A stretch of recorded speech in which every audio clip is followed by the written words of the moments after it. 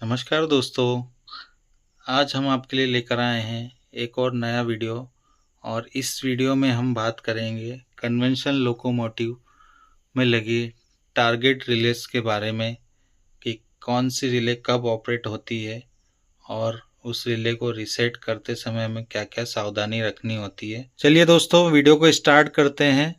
Video start करने से पहले आपको ये जानना ज़रूरी है कि ये जितनी भी तरह की ये सभी टारगेट रिले लगी हुई हैं, इन रिले का फंक्शन क्या होता है, वर्किंग क्या होता है।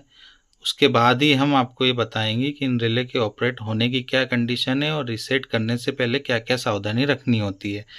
तो सबसे पहले आप यहाँ पे देख सकते हैं QOP1, QOP2। तो इन दोनों में से हम एक ही का वर्किंग बताएंगे, दूसरे का वर्किंग सेम वैसा ही रहता है। ठीक है। QOP1 जो कि ट्रैक्शन पावर सर्किट में लगी हुई रहती है। ठीक है। और ट्रैक्शन पावर सर्किट में कहीं भी अर्थ फॉल्ट होने पर ये रिले ऑपरेट होती है।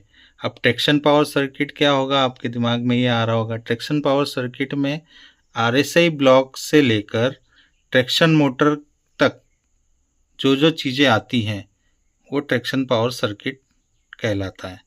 अब जैसे कि RSI ब्लॉक, उसके बाद SL हो गया, स्मूथिंग रिएक्टर, उसके बाद CTF हो गया, रिवर्सर हो गया, लाइन कॉन्टेक्टर हैं, फिर ट्रैक्शन मोटर है।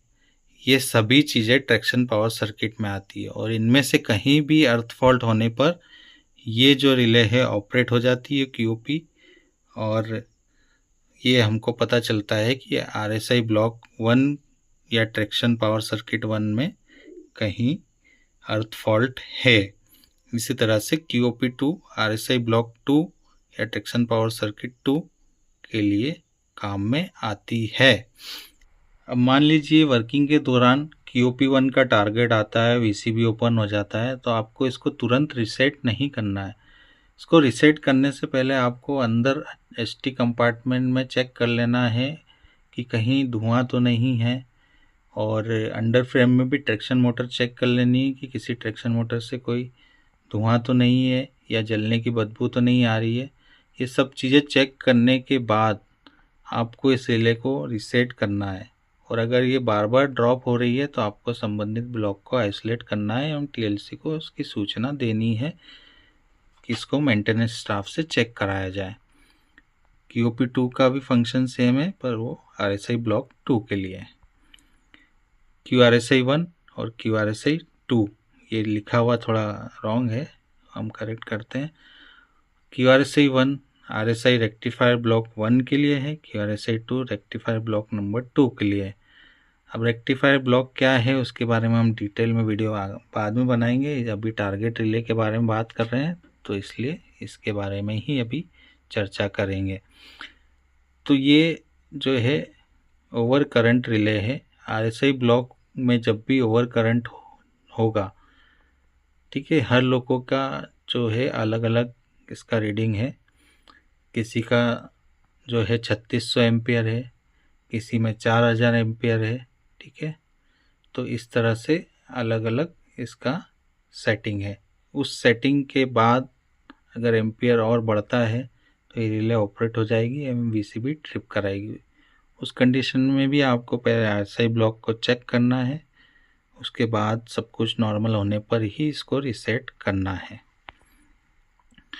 यहाँ पे आप देखेंगे QE है, ये डायनेमिक ब्रेकिंग के समय जो सर्किट में अगर कहीं अर्थ फॉल्ट होता है तो ये रिले ऑपरेट होती है DBR के समय, डायनेमिक ब्रेकिंग के समय।